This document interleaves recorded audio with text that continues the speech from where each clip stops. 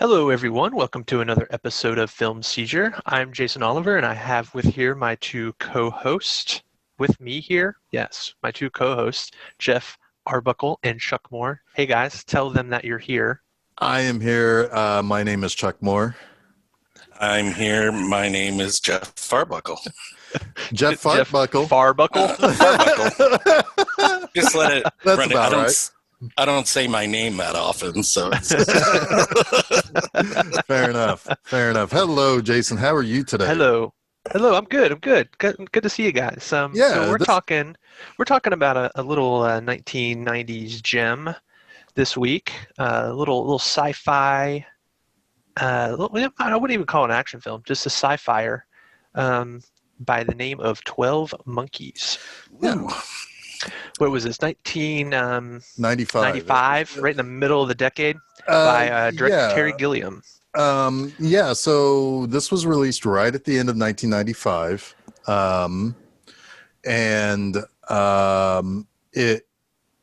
So I don't know exactly why it was released the way it was. Released at the end of 1995, limited in the United States, but then it was released wider a week later.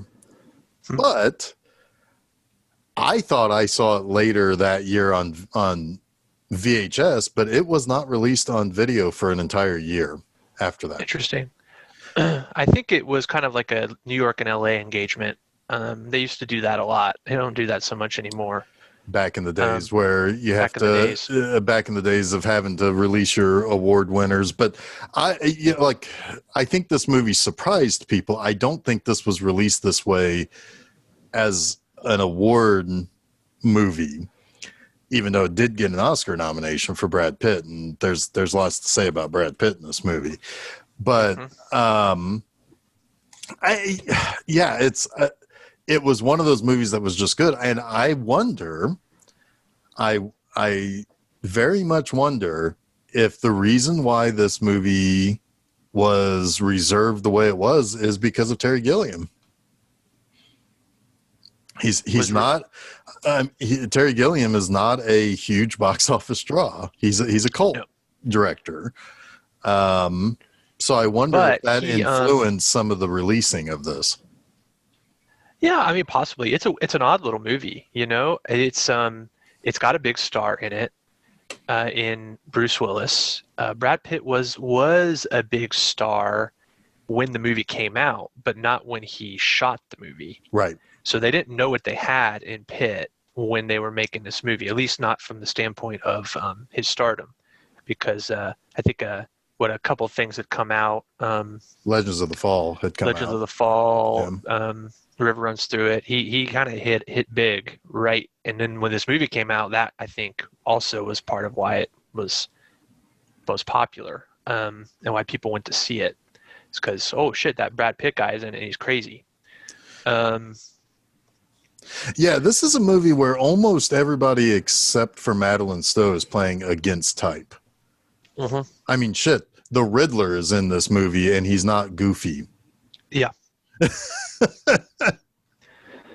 Yeah, very, very much so. Same thing kind of next week. But we've got, Bruce Willis definitely playing against type.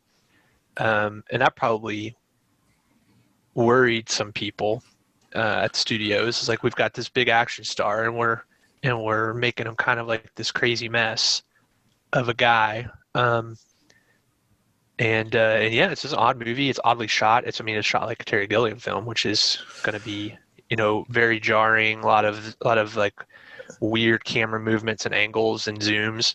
Yeah, there's some very Terry Gilliam stuff in this movie. Oh, most definitely. Oh, yeah. Anytime that Bruce Willis gets interrogated, it's like a fucking nightmare.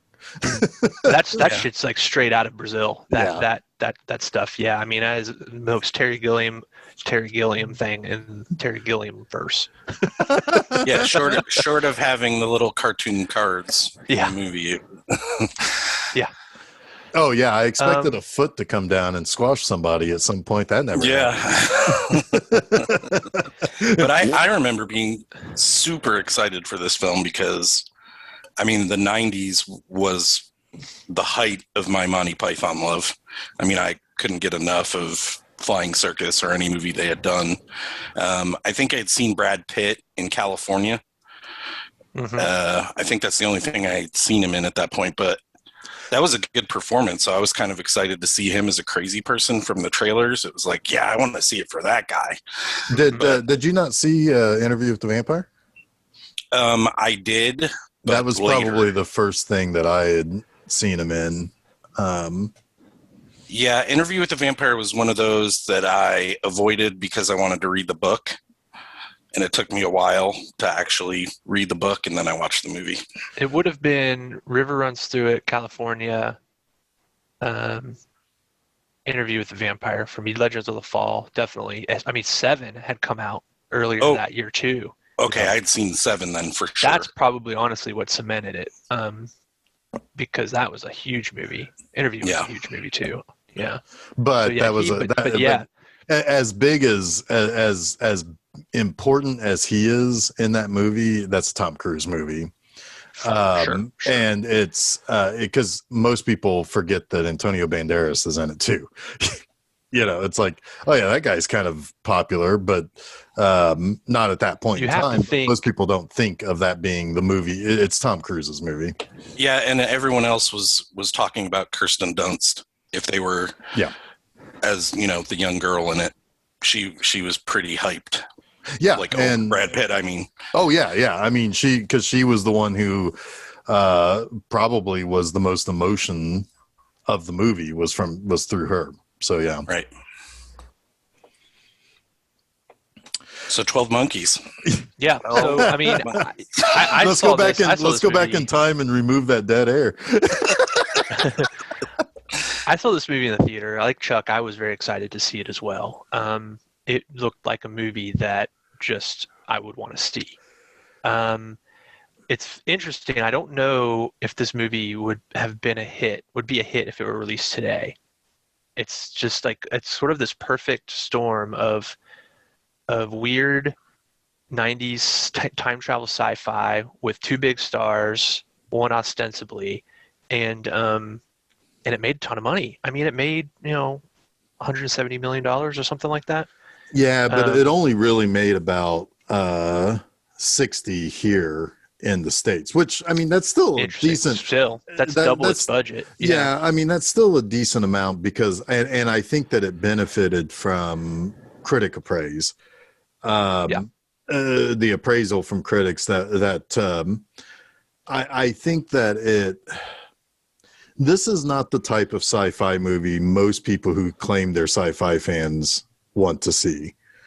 They want lasers and Star Wars and spaceships and the pew pews. This is what sci-fi readers want. This is what people who read sci-fi novels want. Mm-hmm. And it's not the type of movie that gets. It's not a movie that attracts a whole lot of people to want to go and see it. Unless you're a little bit higher brow. It's not. Well, that's very true, considering the source material too, which is, a 30-minute avant-garde French film with no dialogue, right? Which is a source material and a lot of tea. So it's like, absolutely right. It was set up to be highbrow from the start. And I don't even think that this was even. I mean, this is not a typical Terry Gilliam movie either, where normally Terry Gilliam gets an idea to do a thing and does a thing. He's actually kind of hired for this movie. I know he was a fan of the short film, but it was the executive producer Robert Cosberg who then hired Charles Roven, who then hired Terry Gilliam. Now it was, these are probably all people who knew what the source material was or got familiar with it, but this did not originate with Terry Gilliam. Mm-hmm. Because he was actually trying to do another thing. He wanted He's trying to do a Tale of Two Cities. Right. So that and Don Quixote will never happen. These things will not happen in this, at least in this time. Well, Quixote did eventually happen. Yes, it did. But I have some bastardized format. Yeah, anyway. I was going to say I have a rule against really buying in for passion projects. They tend to be really poopy. I learned that at a young age with Toys. That's a shitty movie, man. Toys. Yeah. Took 12 years to make that. Anyway, so like I didn't see this until it came out on video. And it was not for a lack of interest. It was, I don't think it played in Indianapolis very long. I think it kind of came and went. Like I said, this was released during the time in which, if you're a studio and you think I've got Oscar bait here, something that I want to release before the end of the year, so it counts for the Oscars, but not get squashed by the family films and the higher budget stuff that came out in November and December. I'm going to drop a movie at the end of the year, and then I'm going to release it in January or February. And this is kind of one of those things where I think it came out like that in January around here, but I think it ended up getting squashed by the other Oscar contenders that did the exact same release schedule. So I didn't get a chance to see this in the theater. But like I said, apparently I saw it a year later on video when it did finally get to video, which that's confusing too. I don't know. Most of the time movies didn't wait that long to get released. It was 6 months tops. Unless there was some reason that you held back a film's theatrical release and then, whatever. But yeah. Did it play through the next summer? It might've stayed in theaters a long time. It didn't hear. It did not hear, because that's why I didn't see it in the theater. Right, that's fair. Yeah, because I was just saying when you stepped away that it's like I didn't see it in the theater because I think it got squashed out by Oscar contenders that was released wide later. But anyway, so it's one of those movies where I saw it when I saw it on VHS, and I didn't watch it again until yesterday. Oh, wow. That was not a indictment of the quality of this movie. It's just, I saw it, I liked it, and I just didn't revisit it for whatever reason. This was one that I had a VHS copy of at one point and watched a lot.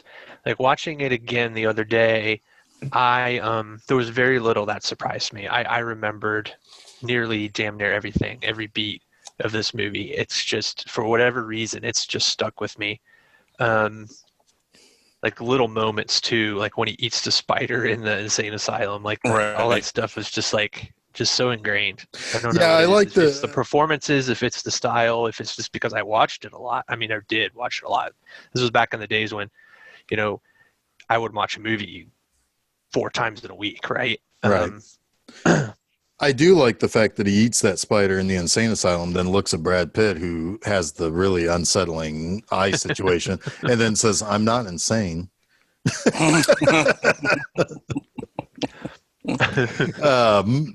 like, it's all right. Yeah. Okay. So Jason, take us through the plot of 12 Monkeys. Yeah. So it starts with with text on screen telling us that 5 billion people died in 1997. Some sort of virus, some sort of virus, and essentially, all of humanity that survived has moved underground, and only the animals roam the earth. On the surface of the earth. They said something. I mean, like 5 billion people died, but that it was pretty much only 1% of what would have survived is alive currently underground. Yeah, and then also shows text on screen of the rantings of a madman in an insane asylum from 1990, warning about the army of the 12 monkeys who was going to release this virus in 1997, warning about this coming plague. and that's like, ooh, nice hook, what's Yeah. that about? And then it goes into the bitchin' ass accordion score. I was going to say barrel of monkeys and everything. It's yeah, awesome. that's a pretty. I love that opening title sequence. That whole score after the really ominous shit is almost comedic. I was kind of chuckling at it. It's like, oh, we're at the circus now, I guess. It's like doop doop doop doop doop doop, and it's like, oh, Danny Elfman-esque. It's like, wow, okay. It's unsettling to me. It's like, I don't know, that the music is so unique in this, in those moments with the accordion, and it's just kind of, it comes at times where you almost kind of need something a little lighter to pull you through, but it also is kind of signaling that weird shit's going on, right? It's almost I don't know, it's almost a little what's the word? I don't want to say effervescent, but whimsical. That's the word. Yeah, it is. It's and in a way, I kind of feel like some of the underground world too is kind of dreamlike. It's or a nightmare, really. But although I think 1990 is much more of a nightmare than 2035, but it doesn't feel like anybody has anything really to live for. There's a council of people who are doing a thing. They want to stop this virus, right? They want to go back and change the past.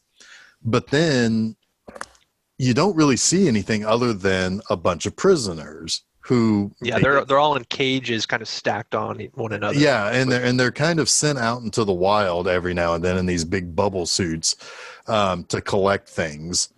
I didn't really understand what they were doing out there. They're collecting specimens to see if the virus is still active, is my assumption of what they're doing. Okay. It's also kind of a test to see how well they take orders, if they're capable mentally of withstanding the stress, right?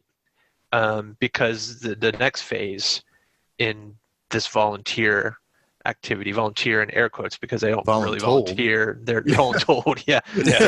They're like hooked by a crane and pulled out of their cages. Right. And that's when we find out, by the way, spoiler alert, at the end of this movie, it's just a crane game in the lobby of Walmart. Yeah. A claw game. Yeah. So what they end up telling him is that they want him to go back in time.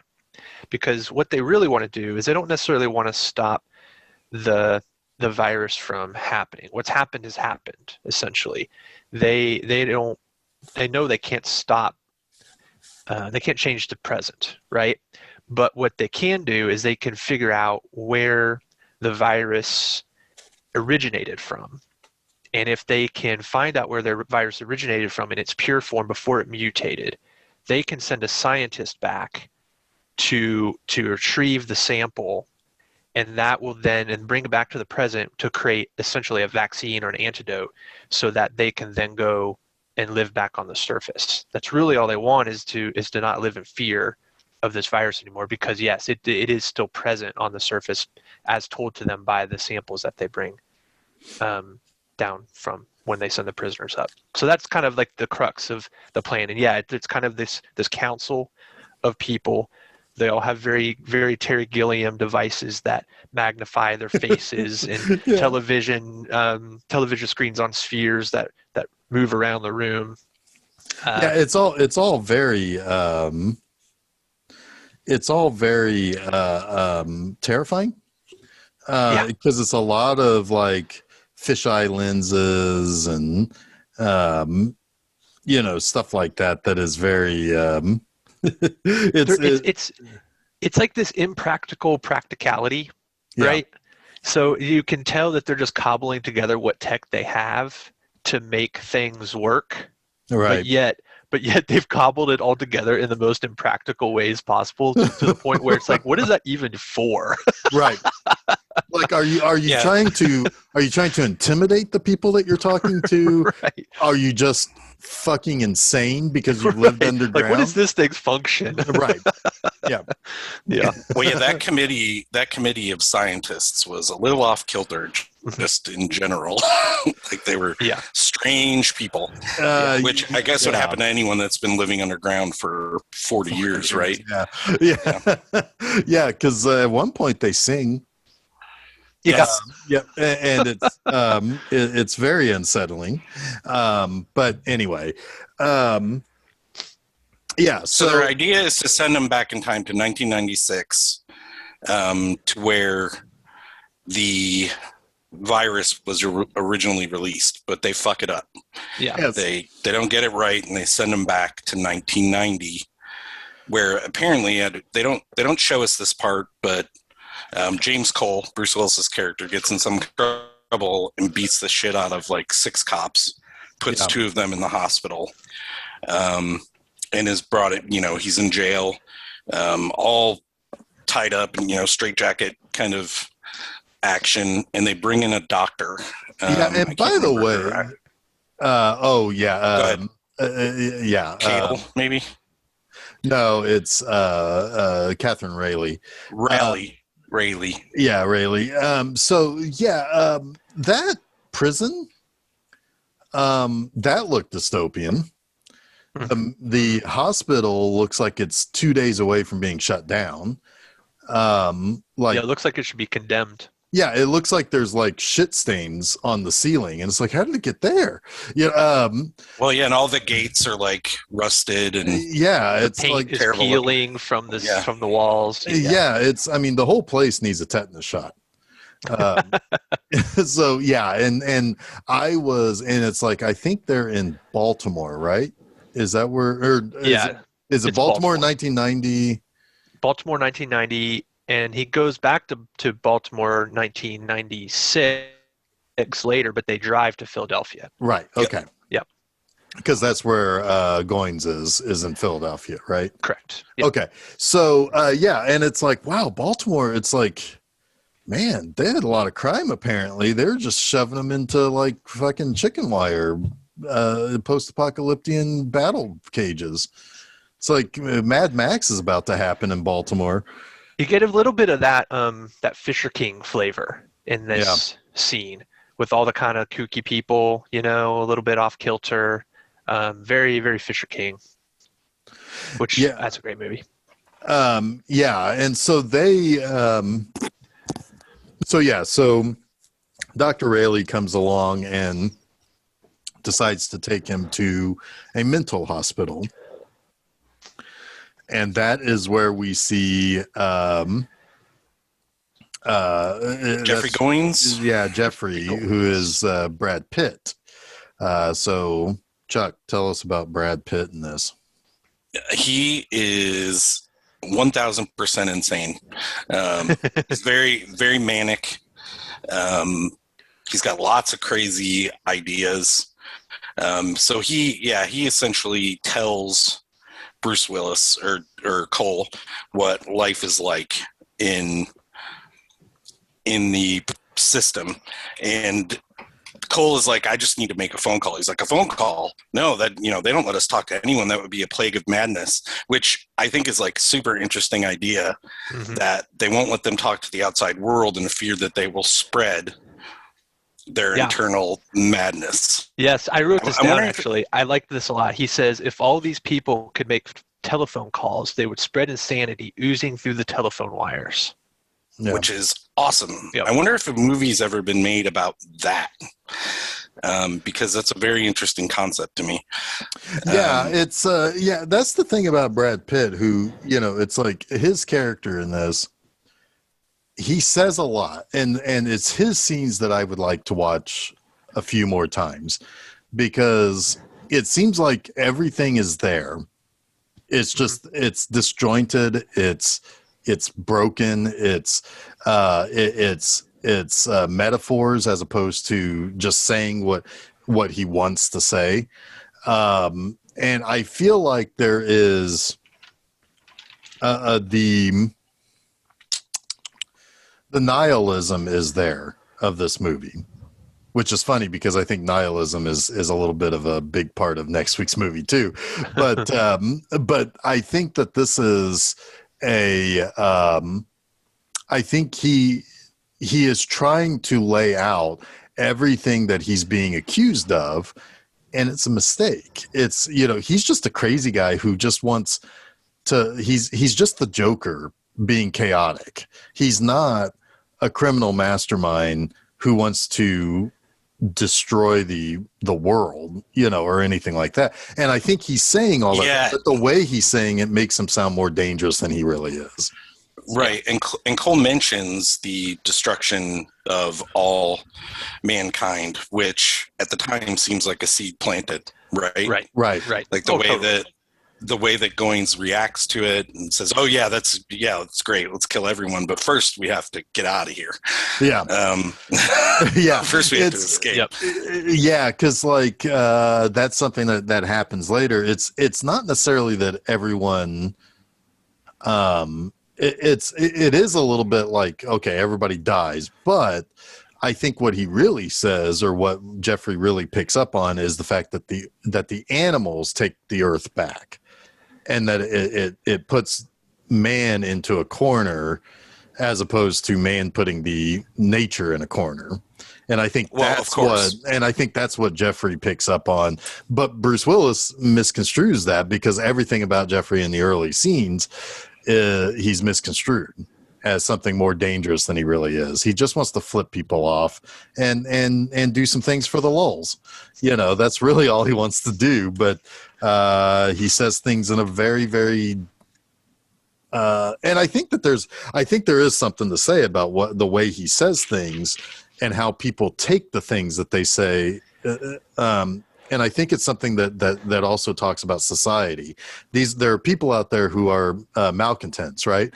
And they say things that seem more dangerous than they really are, or they don't have any intent to do anything that they say, but they say things that sound dangerous, and then they get locked up, or they get taken out of society, or they get ostracized, or they become lonely, and therefore it only and I think gets worse. At that point, Cole doesn't think anything of this guy. He's he doesn't, he's not taking anything he says to heart as this guy is going to be responsible for X. He puts pieces together later. Yeah. But there's kind of four in real quick succession. There's kind of four big things happening that are all clues that eventually all fit in place, right? You have this recurring dream that Cole's having of himself as a boy witnessing what appears to be Madeline Stowe in a blonde wig chasing down a man in a Hawaiian shirt who's shot and killed in front of him. This is like a thing that keeps happening that Cole keeps seeing. You absolutely have the scene where, before that, he's in front of the panel of psychiatrists, Madeline Stowe included, and she has this uncanny feeling that she's seen him before, right? She mentions it several times, that she's just sure that he's been in the system before, or she's encountered him in some way before. She can't shake the feeling. He also has a telephone number that he needs to call and leave a voicemail for the people in the future. And the psychiatrists are just like, they're convinced this guy's bonkers. He's talking, raving about the future. He's like totally Sarah Connoring all of them right now. Right. But they look over at Madeline Stowe, who is the actual case manager for Cole, and she says, "Sure, let him make a phone call." So he makes the phone call, expecting to get a voicemail, and it's not. It's like this totally frazzled woman and all of her kids causing chaos in her kitchen. And she's like, "Voicemail? What are you talking about? The future?" And she hangs up on him. So that doesn't work. And it occurs to him. But he's right. I'm too early. It occurs to him, well, I'm too early. That there would be a voicemail set up six years from now. But they're just like, okay, whatever. You're a crazy person. Well, and the older doctor, like Madeline Stowe, we do find out here shortly, does have maybe an ulterior motive to want to talk to him more. However, right. She's kind of doing a project, right? book, if you will. However, all the old doctors kind of have an ulterior motive too. Of these people should not be messing with society, and we can't be we can't be humoring them with that's not going to help. But the last they big don't clue seem from to 19... they don't seem to care to do anything to actually help, except for dope them up and put them in front of the TV where they can drool all over the place. Yeah, I mean, he's like, you've got a lot of nuts in here. I mean, it's clear he knows the situation he's in. He's kind of fucked. Right. They're not going to believe him, but he's still trying to get information, and he's showing them pictures of the 12 monkeys, the posters and things. Just like, have you seen this before? He's trying to draw it, and they're just like, this is a lunatic. But yeah, the last kind of clue that happens, that is, and it's kind of a throwaway at the time, but at the same time, him saying it to this crazy person, it's pretty obviously a possible thread or red herring when he gives Jeffrey the idea, plants it in his head. He says, maybe the human race deserves to be wiped out. And Jeffrey really takes with that and runs with it on a rant. And you're kind of like, oh, interesting. I know Brad Pitt is integral to this movie beyond just this scene and this character. So what just happened there, right? Mm-hmm. And it's a fun little thing that's going to then really inform the whole rest of the movie.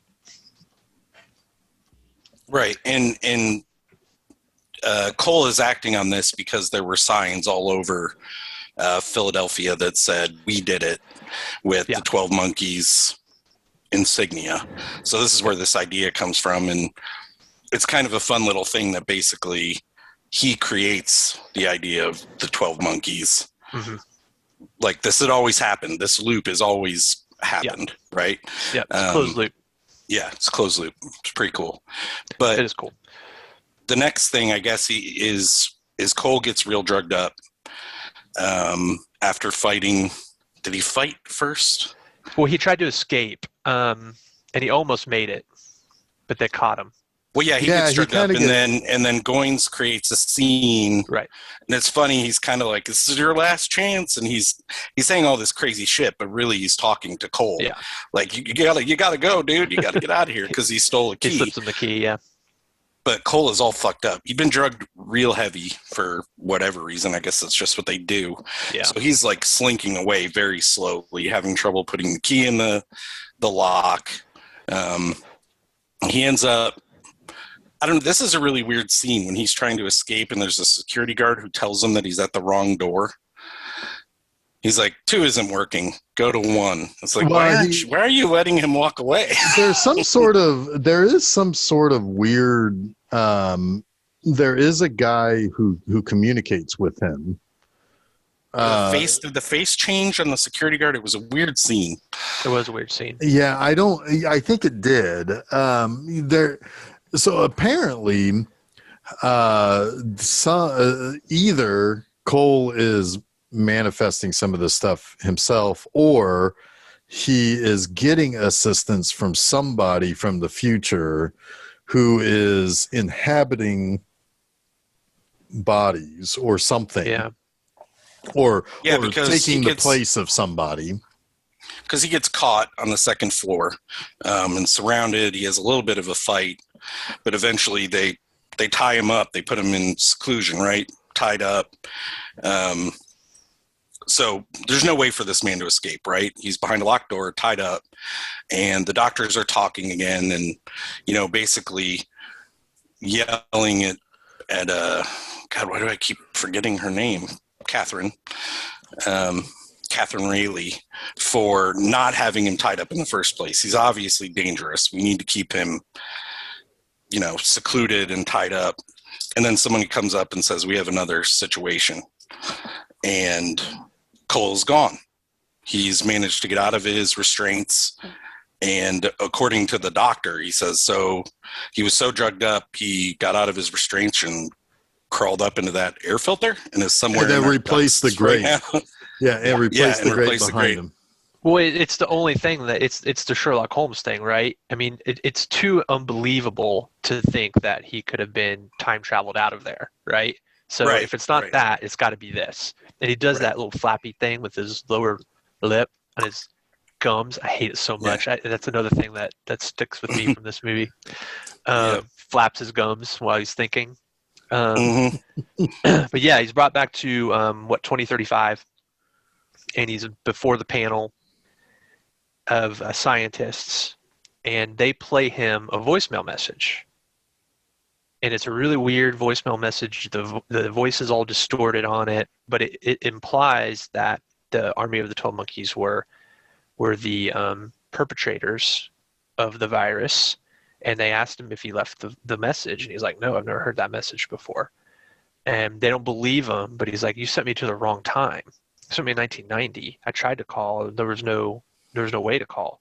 And they don't believe that either. They're just so wrapped up in their own Hubris. genius, right? Yeah. They think that they're this infallible scientist, and he's telling them that, you fucked up. You sent me to 1990. So But Yeah, he's 'cause also proved to them that he is mentally strong enough Yeah. to be a time traveler. So Right. he gets another shot, right? Go ahead, Dave. I do like this because they say, okay, you're going to go back. Don't screw up this time. And then they send him to the wrong time again. right. Well, I love it too. The one scientist says, I forget exact words, but it's like, we got it this time, right on the money, fourth quarter of 1996, and then sends him into the machine, and he's at World War One trenches. Yeah, he's in Right. a French So trench. he's That's hard to say. Yeah. French trench. Yeah, That's so French trench. Gilliam looking. The way that war looks like is so Gilliam. But we find out that his next door cellmate, whose name Julio or Jose, is there as well, right? And he's been injured and he's screaming. He's like, "I don't know where I am. I need to get out of here." That's basically what everyone's always screaming is, "I need to get out of here," for the first half of this movie. But I'm surprised that they didn't get "We got to get out of this place." Oh yeah, on the soundtrack. Kinks. Yeah, Or not Kinks, the Animals. It was the Animals. Yeah, Eric Burden. And it would have fit very well as the Animals for this movie. Yeah. But he's there and he's trying to go after Jose, but then he gets shot in the leg. Yeah. And he's also naked too. Yeah, he's naked, but he somehow phases out of there again, right? And ends up in 1996. Right. And this is when we find out that Dr. Rayleigh is she is giving a seminar about the Cassandra syndrome, which is when somebody warns of disaster and nobody basically believes them. The name of her lecture is Madness and Apocalyptic Visions. Yes, and she's going through various historical things about various disasters, brings up the fact that in 1917 somebody was raving about a virus to be released in 1996. Everybody goes and it's like a week away, or whatever. And she shows a picture of Jose on the stretcher. The stretcher. And then she also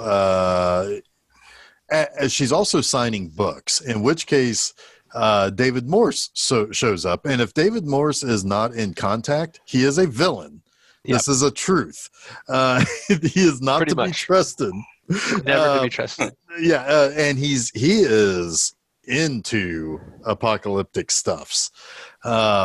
He is, he's talking. It's like, "Oh, well, what do you think of this? And what do you think of that?" And it's like he's chatting her up big time, and he's like, "I'm into this idea," And he eventually gets, he kind of gets moved along when other people come up to get their book signed and everything. And she leaves, and Cole kidnaps her, basically. Yeah, he's waiting for her outside and tells her he has a gun, makes her get in her car and drive. Right, but he doesn't have a gun. She doesn't know it's him yet. Right. He gets in the back seat, she's driving, and he wants her to drive to Philadelphia. Right, and she's like, well, that's like 100 miles away. And he's like, yep, sure is. Sure is. Let's go. By the way, he is from 2035 is in Philadelphia. That's what I was trying to figure out earlier. Oh, okay. 2025 is underground Philadelphia, or 2035. Yeah. So because when he goes up, top side, he sees a lot of the things that are in Philadelphia. He sees a lion on top of a building. A bear basically confronts him and then runs away. Yeah. He goes into that department store, which is funnily still playing Christmas music. I wondered if that was I actually made a note about that. Is that actually diegetic to that scene, or is it just a musical cue for the audience? I was curious. It sounded so faint in the scene that I assumed it was playing in the department store, but maybe it was just a clue. But it's pretty cool, yeah, because that whole area comes back into play. Yes, and you see that getting set up to the point where it's like, oh, this shit is imminent. Right. Yep. Yeah. So, by the way, and I'm in an upcoming episode of Monster Mondays, I watched the Omega Man, and I think I made comment of this, that one thing that I really like is the idea of formerly very lively places that are essentially dead now, right? Like old malls, old amusement parks that are, everything is still there, but it's empty or whatever.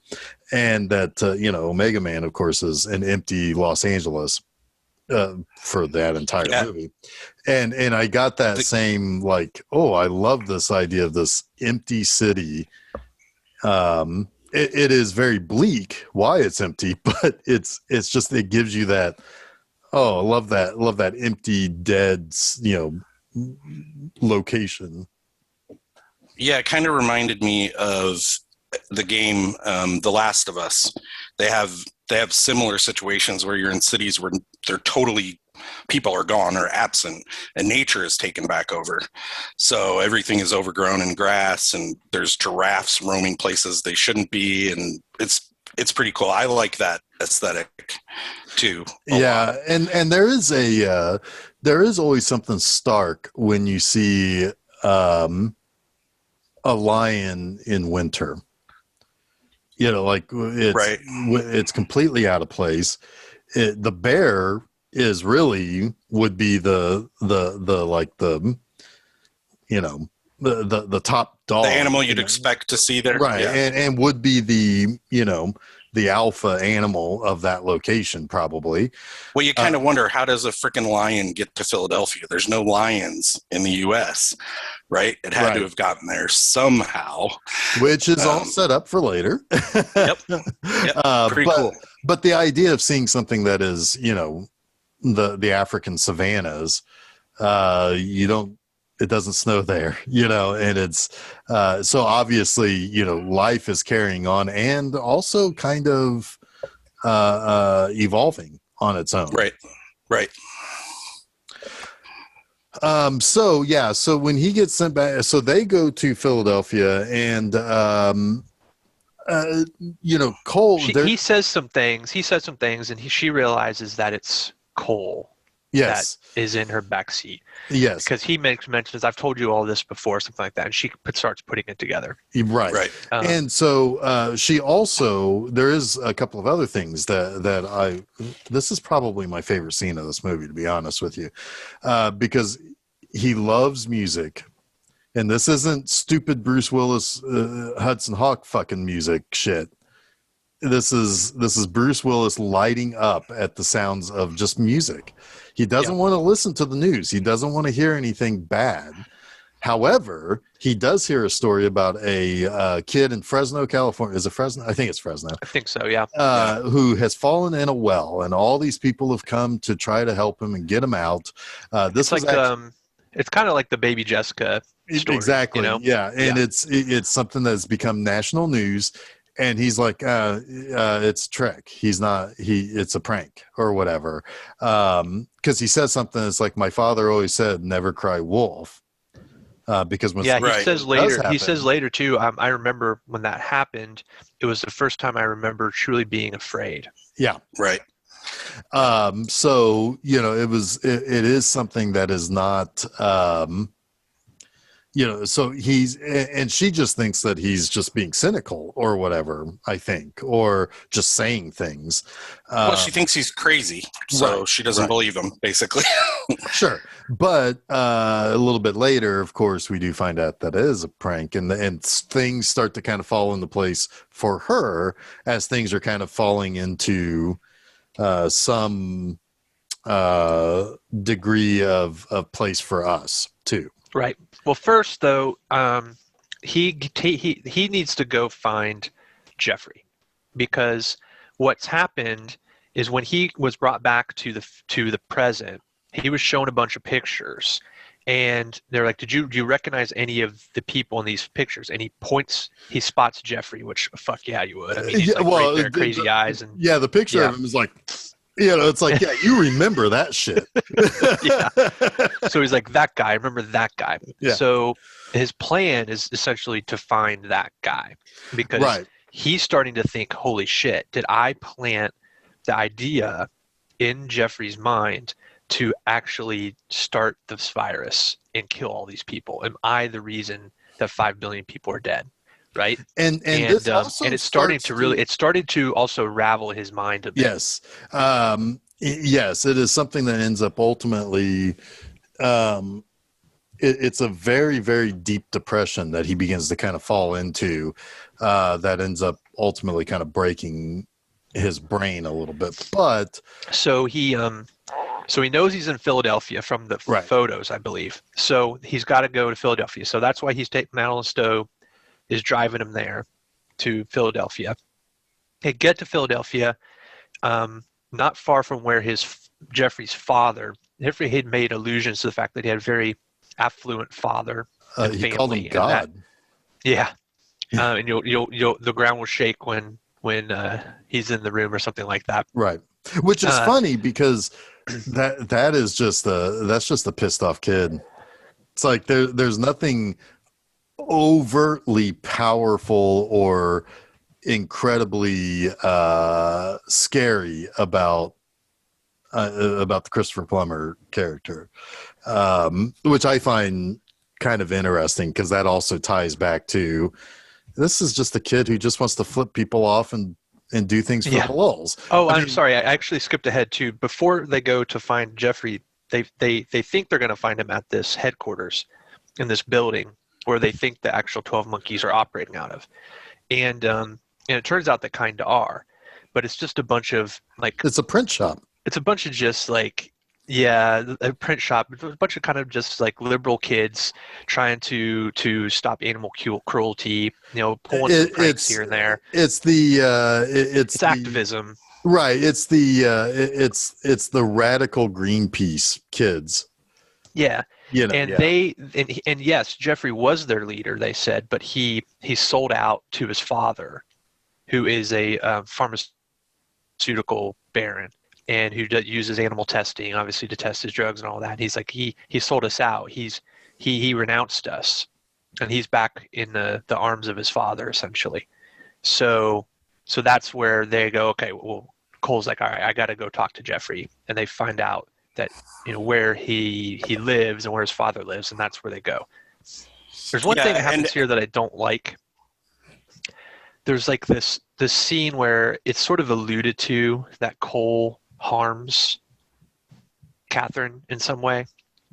Oh, that's when they drive to. Well, hold on. Yeah, because he already proves that he can harm people. Right. He had killed somebody he killed somebody in an empty theater before they find the three activists. But they pull over by some lake or stream or something, and she was like, "We got to take care of this bullet in your leg." So she pulls the bullet out, and she looks at it, and you could tell obviously it's not a modern bullet, right? So she keeps it. And even before that, sorry, Chuck, it's important to note that she has an opportunity to escape. Yes. She could have driven off while he was pulling posters down and showing her the paintings of the 12 monkeys, the barrel monkeys. And she could leave at this point. She could very easily drive off and leave and escape, but she doesn't.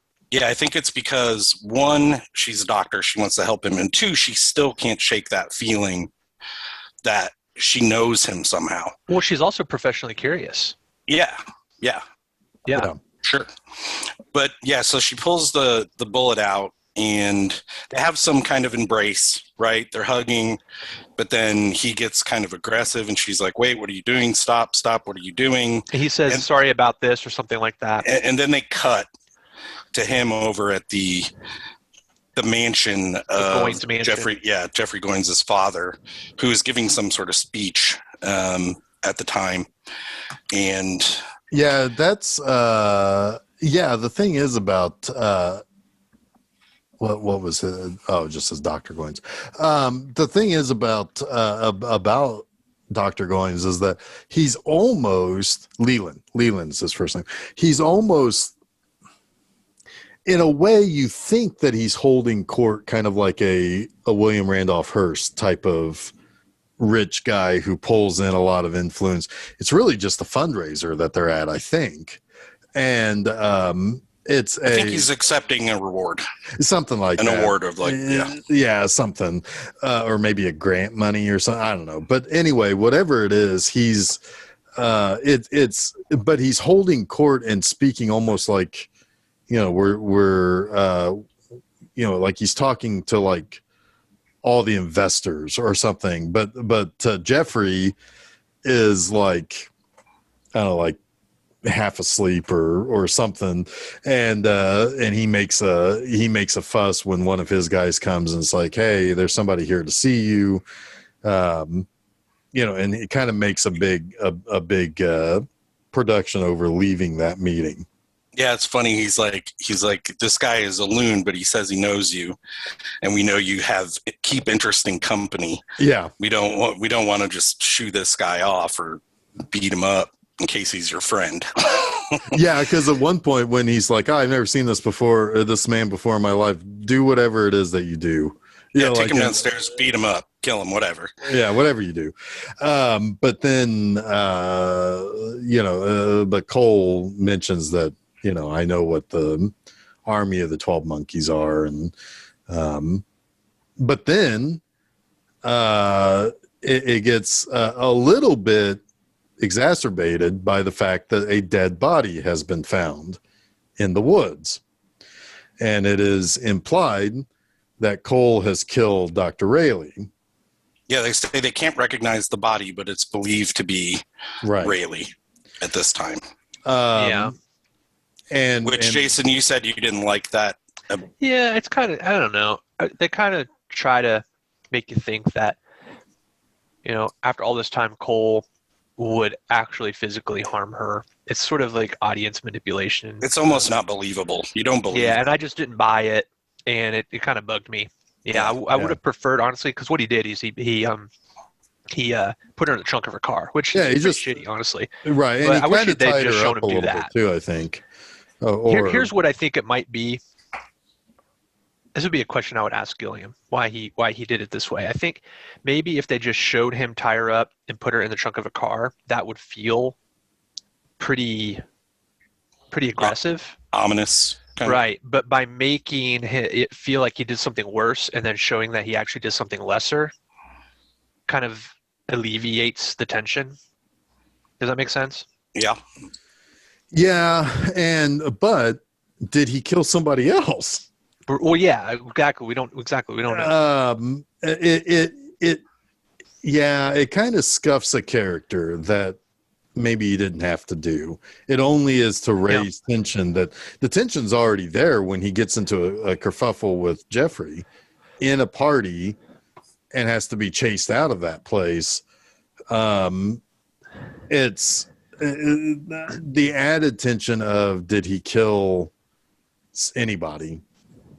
Not not totally necessary. I think maybe what it does is it helps. Sorry, excuse me. It helps pit Catherine against the authorities when she starts to realize that maybe some of the things Cole has told her are true, right?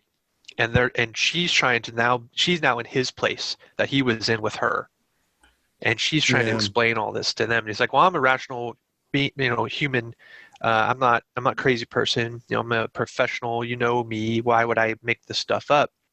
I'm starting to believe this stuff, and it's what's his name, Christopher Maloney. Maloney pops up in this. He pops up in this. He's like, "Why is it? Tell me, doctor. Why is it that kidnap victims always seem to identify with their perpetrator, right? Just kind of like toying with her at this point. He's like, because he thinks she's now her own form of crazy." Right. It's Stockholm syndrome is what he's asking about, and he's had considerable amount of experience with the Law and Order crew, right? Absolutely. So it's like, hey, with cooking for all those camp kids. I almost said that. There's a couple of things here before we get to Maloney. This is important, but I'm trying to figure out how to say it. When he escapes the mansion with people chasing him, he runs back to Rayleigh, takes her out of the trunk. She kicks him. Go ahead, Jeff. And when he was escaping the mansion, they call the police. Yes, and the police are following him. I don't know how they got there so quickly, but they get there quickly, and this is when he really leans into the idea that he killed everybody. He even says something which is kind of funny. He says, "All I see are dead people," which I'm wondering if that's like the genesis for M. Night Shyamalan's movie. Yeah. Well, the reason why he believes that he's the blame is that Jeffrey, when he's kind of throttling Jeffrey over the railing of the upstairs in the mansion, Jeffrey says, it's like, "Oh, you were the guy who gave me this idea." Yeah, you're the one that said to kill everybody. And he kind of twists his words, like what he actually told them a little bit. But then he starts going into this almost like childlike state where he's jumping in the water and he's like, "Oh, I just love this air. Wouldn't it be great if I didn't ruin everything and I could just live here forever, And while Catherine is honking the horn to let the cops know where they're at, he disappears. Yeah, she's got her back turned. She sees the cops coming. She's honking the horn. You hear the splashing, and then the splashing stops. Yep. Right. And then she turns around, and he's and the brook is even still. I think, like, it's just gone. Right. So then, like you said, we have a switch in the character position, or Jason, you mentioned that. So Cole has gone back to the future, and he's doubting that any of this ever happened. He thinks he's crazy now. He's like, "Oh, well, I'm the crazy one. Obviously, I'm not traveling through time." She gets a call from Maloney, and she thinks that he's going to tell her that we found him. We found Cole. But instead they say, "Yeah, we got ballistics back on this bullet. It was shot in 1922 or 1916. Whatever. It was made by materials that have not been used since before 1920. Yeah, there you go. And then she goes downstairs because she can't sleep, and she hears the news that the boy was actually hiding in a barn, which is what Cole had told her. So she's had a complete flip. She's like, "Oh my God." Well, then she starts rifling through all of her research of the book that she wrote and finds the picture of Jose in World War I, and who's there reaching out for him? Naked Bruce Willis. Oh. Naked Bruce Willis, whose butt we saw multiple times this film. Yes, and Jason and I have seen Bruce Willis's dick in Color of Red. I've also seen that.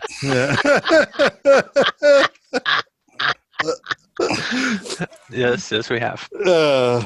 Can I just say I'm glad that we're watching a good Bruce Willis movie? I said that to you guys. I know. Is this our first? Is this our first good Bruce Willis movie? I think it is. Yeah. Because we haven't talked about Die Hard. We haven't talked about Moonlighting at all.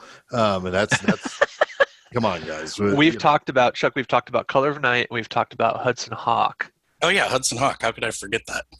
I think those are I had a little bit of a breakdown. I want to apologize to the good people of Italy and New Jersey. I feel like I maybe went overboard in that episode. That episode's hilarious.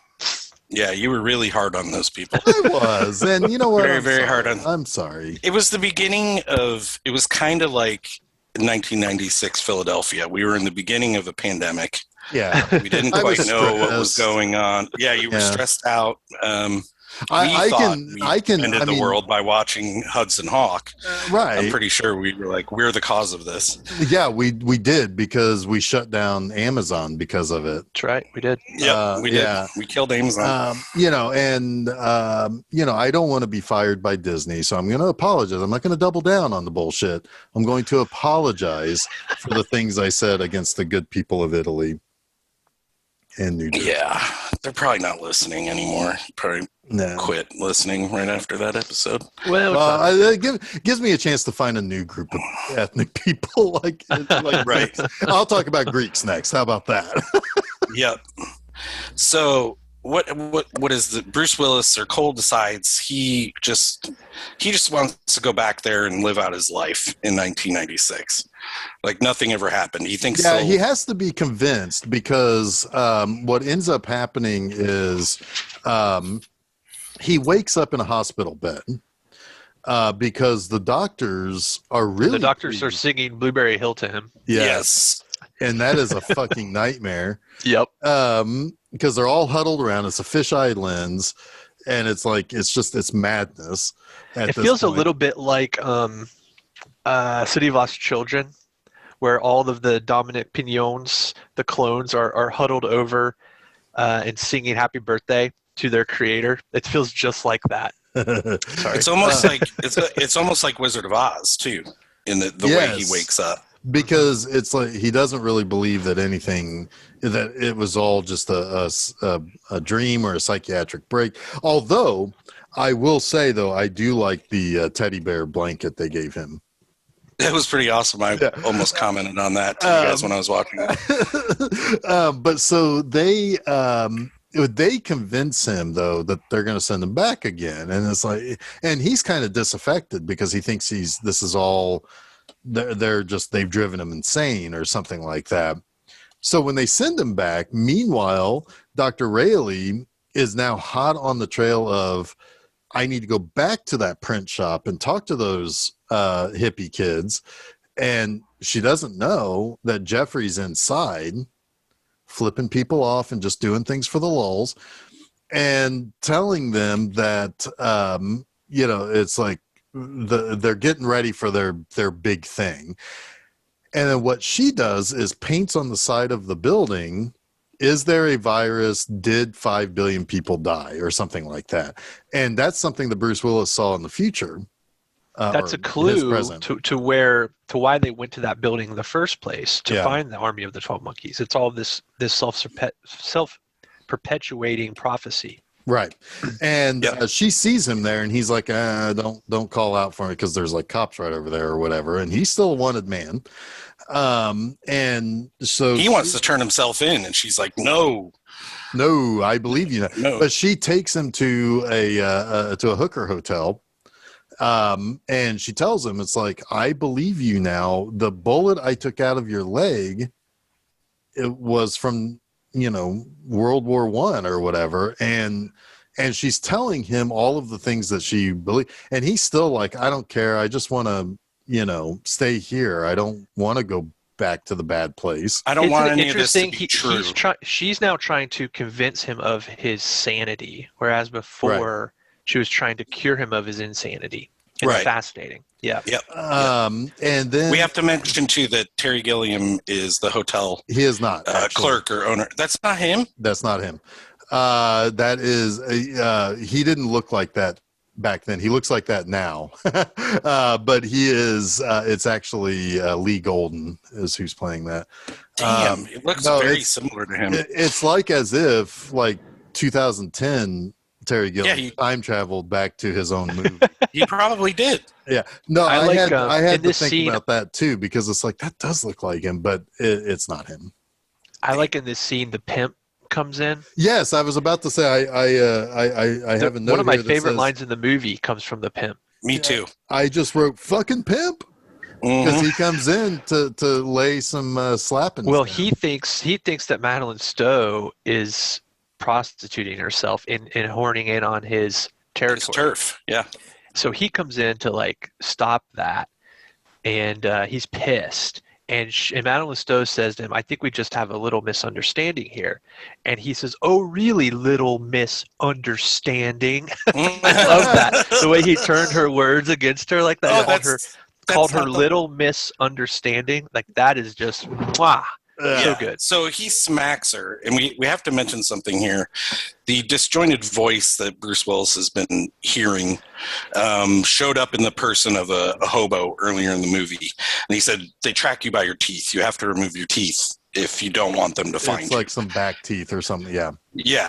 So in this scene, he starts to beat up. So, yeah, the pimp slaps Rayleigh, and pisses Cole off. So Cole grabs the telephone that he's going to call to leave the message with. They're going to try the message again and starts beating the shit out of the guy. And Rayleigh's like, no, don't kill him. Don't kill him. You're not a murderer, right? I like that there's a moment, too, where Cole doesn't trust what he's seeing.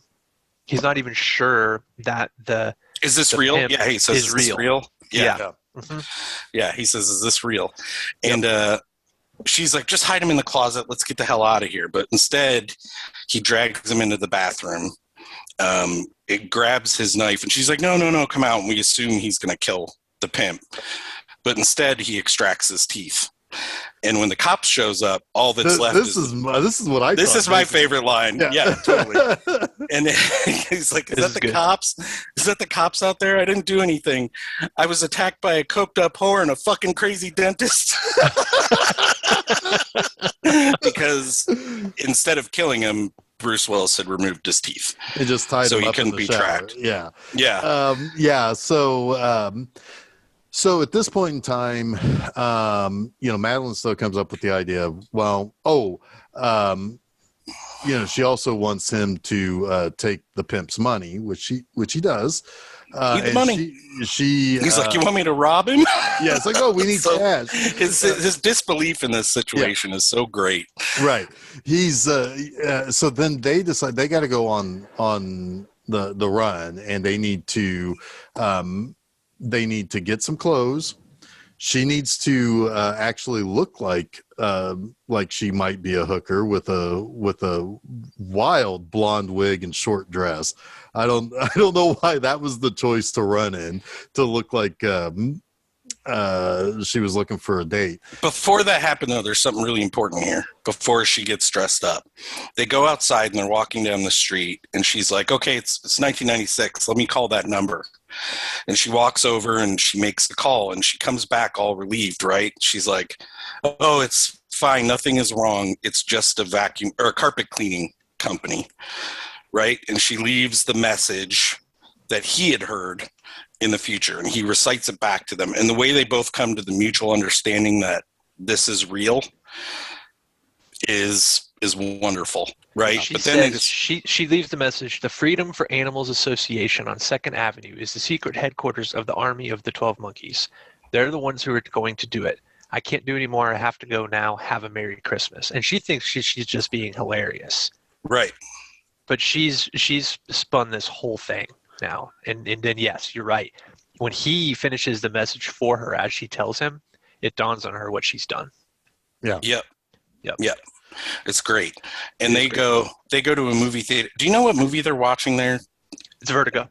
It is Vertigo? Okay. Yeah, it's a reference to the short film La Jetée, because they reference Vertigo in that as well. Interesting. Yes, they're watching Vertigo. I like that she dresses Bruce Willis up as a 1970s scumbag. I thought that was kind of funny. It's like she's dressed like a 1980s party girl, and he's a 1970s drug dealer. Right. And she basically becomes the version of herself that he recognizes from the dream he's had since he's he was a also child. had a version of the dream where the person running and getting shot is Jeffrey. It's Brad Pitt, not whatever he saw before. Right. Yeah, that's the only time we see a face until it actually transpires in the film. Yeah, and during this time, she also has called and tried to talk to Christopher Plummer, who's like, "Oh no, don't. There's no problems. Everything is, we have this thing, yes, but it is nice and protected." Meanwhile, like your typical your general bad guy there is Dr. Peters. Yeah, David Morris is like kind of like listening in, and it's like, dude, he's the guy. He's just kind of always hanging around. Yet. He's just kind of always hanging around, and it's like he likes the apocalypse. He liked the apocalypse more than he liked Madeline Stowe. Well, it was kind of funny because when he says we need to up security around here in case something happens, Peter says something like she's having her own Cassandra syndrome. Mm-hmm. Like she is now sounding the alarm of something that, nobody is going to listen to. Right. So yeah, they I guess they up the security so that Jeffrey can't steal the virus or any kind of bio stuff, because he's a virologist, I think, and he does steal bio stuff in the form of an entire human being, though. His goal was never the virus; it was a person. We find out he kidnaps his father, right, and so everything is kind of unspooling while Madeline Stowe and Bruce Willis are planning on going to the Florida Keys. Yep. Which that was a recurring thing too in both 1990 and 1996. This idea of this perfect world. Yeah. And it's something that like it's one of the big crazy things that isn't really as crazy as it sounds that Brad Pitt was trying to talk about. It's like, the commercials are basically programming you to think a certain way or to feel a certain thing that's not real. And of course, what do? They're going to go to the place that Bruce Willis thinks is this perfect place because of the commercials he's heard and seen. Yeah, I mean, if this thing is going to happen in a week, we can't stop it. Let's go live out our lives in a nice place. Right. Is basically the idea there. Right. And so they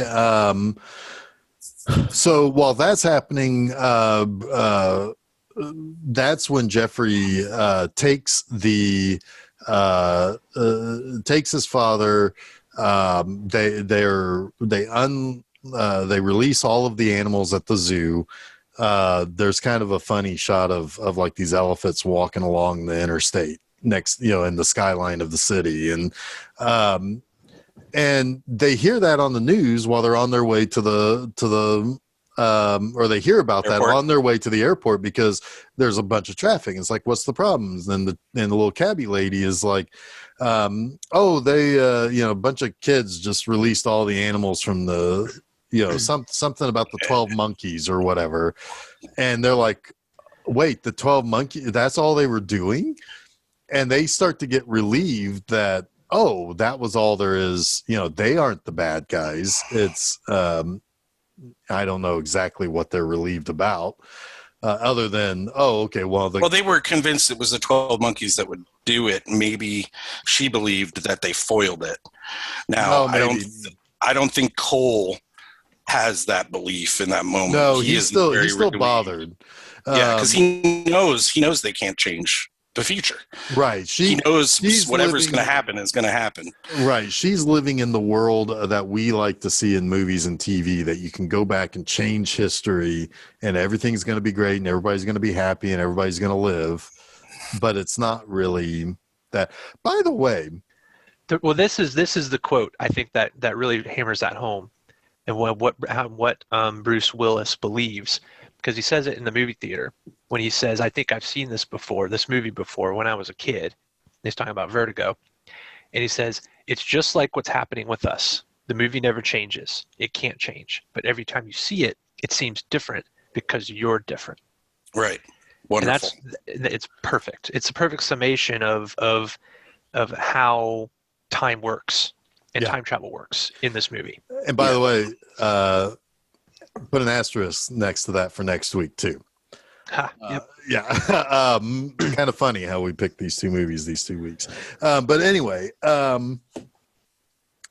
so it's at this point that we discover that it is that, of course, there is some stuff that's been removed from the lab that is going to be, and he rattles off the places that the virus first appeared. And it just so happens that it's all in the ticket book. You guys remember that back when if you had a trip, you would get all your tickets in a book? Anyway. Yep. And they and it's all the places that this mysterious guy with long hair and a kind of a, what do they call that? It's a particular type of, like a Panama Jack type of outfit, right? And it turns out that it is David Morse, and Dr. Peters is the one who actually released the virus, and Madeline Stowe eventually comes to that realization when she's at like the duty-free shop or something, and he's there too. There's a few things that happen, right? So Bruce Willis's mustache is coming off. She says, go fix it. On his way to the bathroom, he sends a new message to the future. And Jose shows up saying, we got your message. Take this gun. You can be the hero. Right. Yeah. And he's like, I don't even know what the fuck you're talking. What are you talking about? At the same time, Rayleigh is at the duty free shop, as you had said, and she's behind Dr. Peters. She sees him buy some stuff, and then she looks at the newspaper, and he's on the front page with Dr. Goines, and it dawns on her, holy shit, this is where the virus comes from. Yep.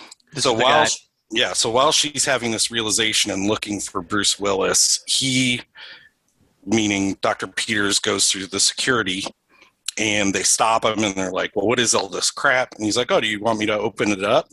So he opens up one of the containers, like, it's empty. He's like, well, yeah, naturally it would look that way, but look, it's odorless too. So he releases the virus for the first time here. And then they have this big kerfuffle, I'll say, at the security while Bruce Willis is trying to get through because Rayleigh has told him, that's the man, we need to get that man, you need to stop him. And he breaks through with this gun. Jose, it is a fucking hand cannon too. It's like it's a fucking pistolore or whatever. One of those wooden handle fucking, that thing would have destroyed this man if he shot him. But so we're in the dream sequence, right? We have Peters running away, Cole chasing after him. We see Cole as a child, right? Watching himself run away. Obviously, he doesn't realize it as a kid, but the security guards eventually end up just shooting Cole through the heart. And then we see Rayleigh running through, this is what we've seen 5 times this movie, running through at him screaming. She sits next to his body.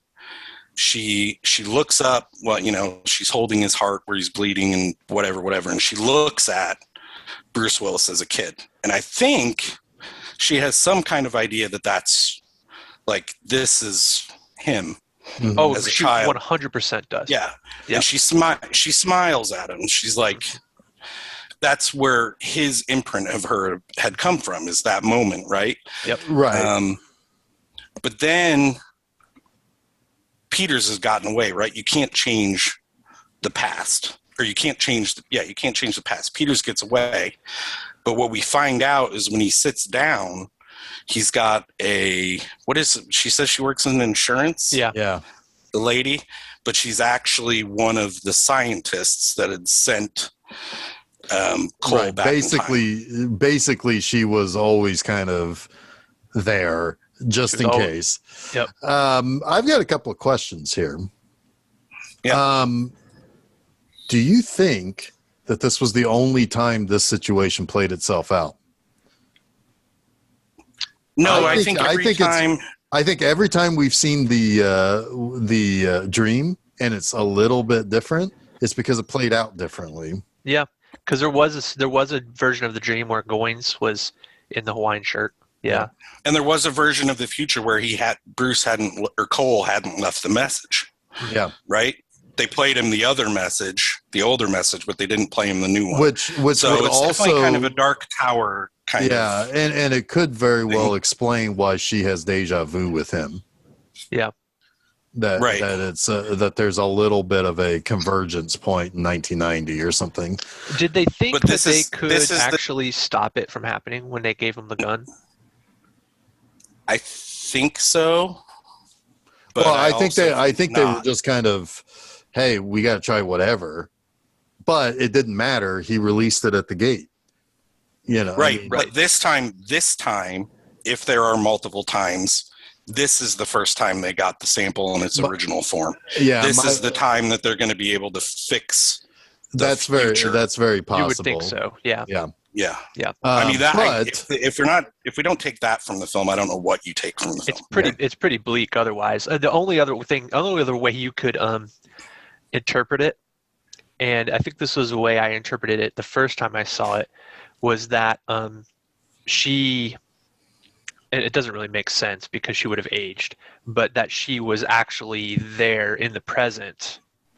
And she did work in insurance, and it just so happened that she was always at ground zero, and there's the irony in that, right? But I don't think that actually makes sense. I don't think that works out that way. I think that last scene is only there to say there is a fix here, that they can. It all worked out. Like he died, he sacrificed himself in this loop, but he was successful in his quest. Yeah, exactly, and that she was able to obtain something to take back to the future, and it was going to be at least, and then the version of him that may still be there depending on when she comes back or when she left and when she returns, the version of him there will continue on, there too. The only difference I could see in the ending being any different is if Bruce Willis made that call and then walked out. Because that's really what changed everything, is that he made another call. It wasn't him running through the airport with the gun and getting shot. Right. It was the fact that he made the call 5 minutes earlier. Right. Yep, definitely. No, this is a really pretty good movie. I do have a couple of caveats in the movie. I think it's a little too long.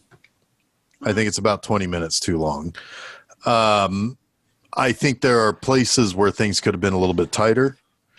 The fact that the switch, while it does make sense in like if this was a book, the switch of him going back and then coming back to 1996, and now he's unsure of him being sane or anything like that. I felt like that kind of a little bit spun the wheels in this movie. I don't know if that works out quite as well in the movie as it might have in like a novel or something. I don't know. I liked it quite a bit. No, I mean, I think that's up for. I mean, obviously, that's just going to be a matter of taste.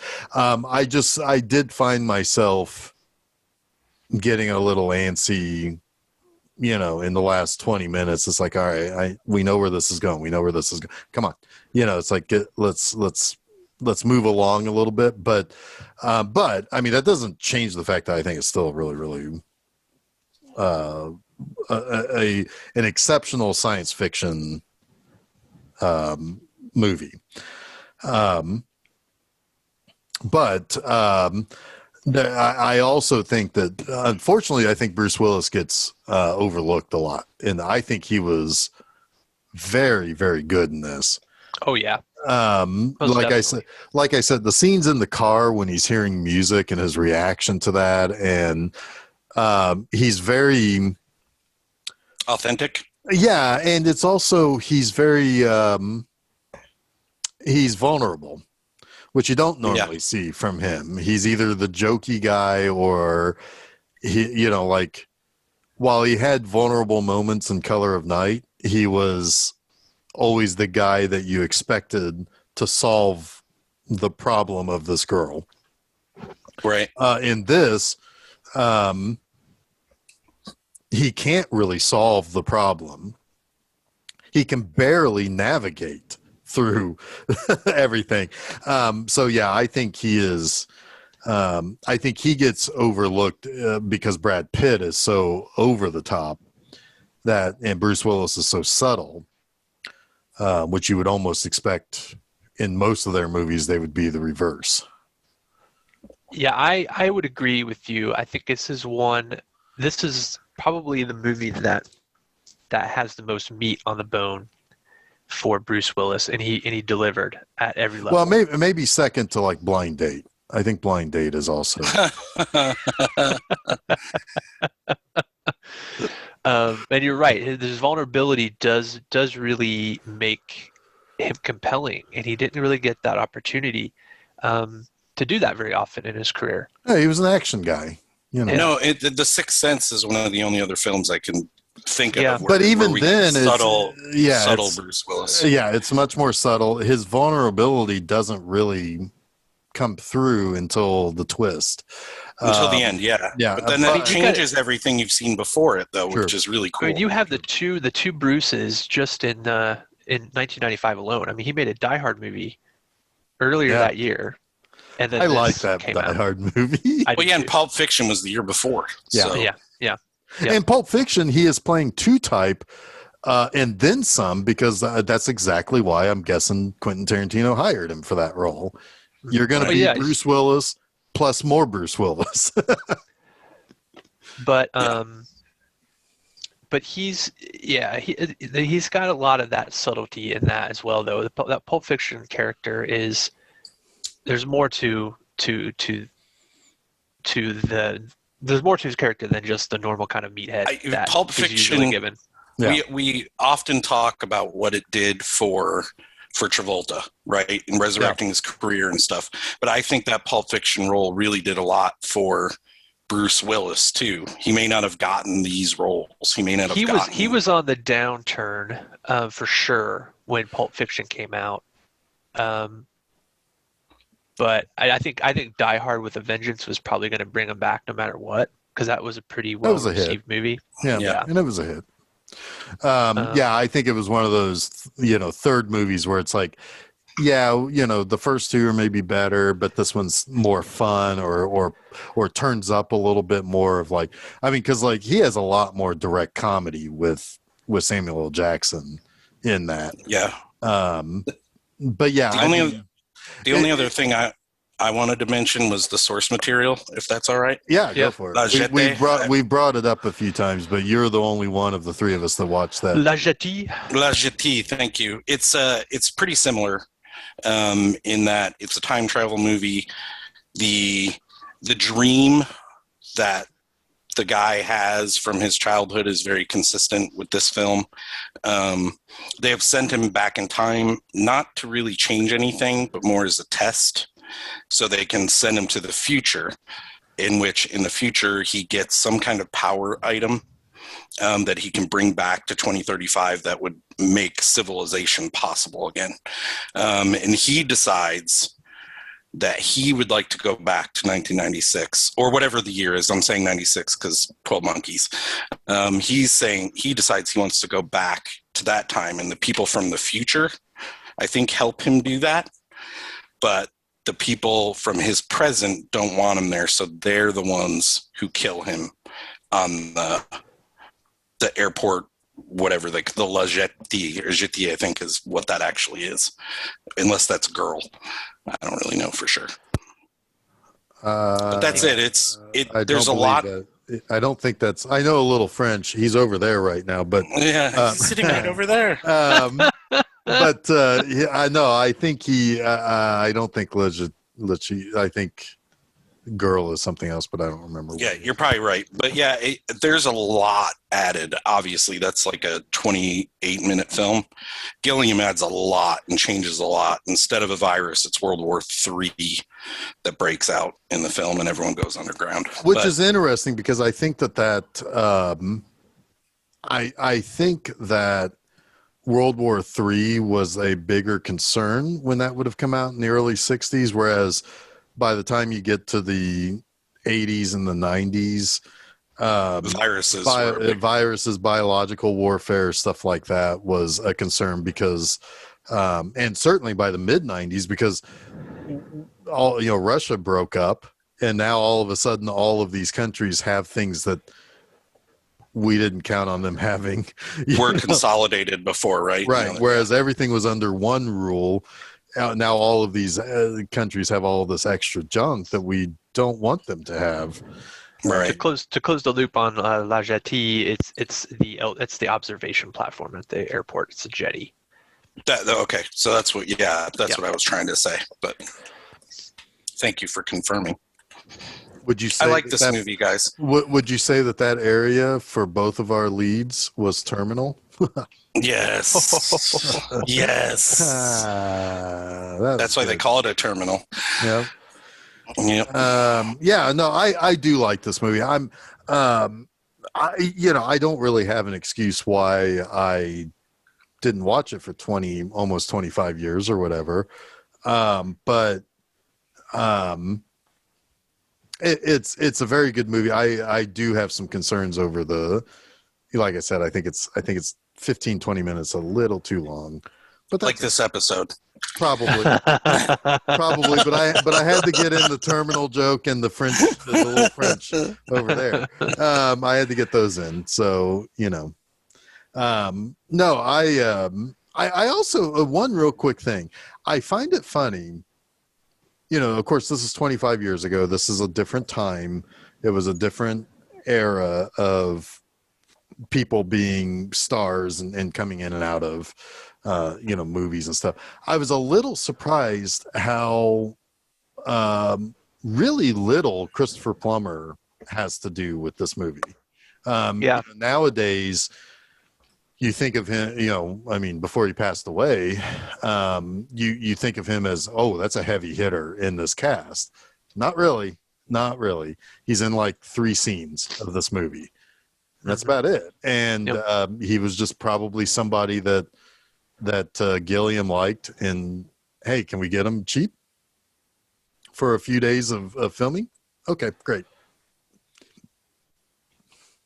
Well, what was he doing around this time, I wonder? Well, he had already been in Star Trek. But again, right. Star Trek ain't paying anybody. They couldn't afford what he probably would have gotten in the 2000s.